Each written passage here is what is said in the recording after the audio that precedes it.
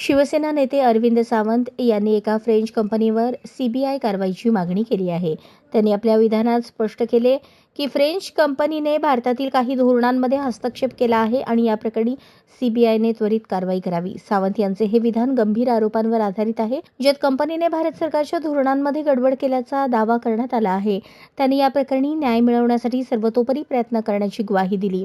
अरविंद सावंत यांच्या या मागणीचा अधिक तपशील जाणून घेण्यासाठी व्हिडिओ नक्की पहा.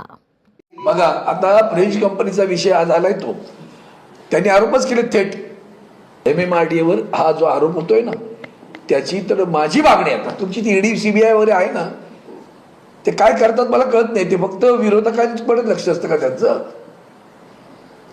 यांच्यावर कारवाई करा मागणी करतो मी सीबीआयला. याच्यात निव्वळ कंपनी MMRDA नव्हे, महाराष्ट्राचीच नव्हे तर देशाची लाच जाते.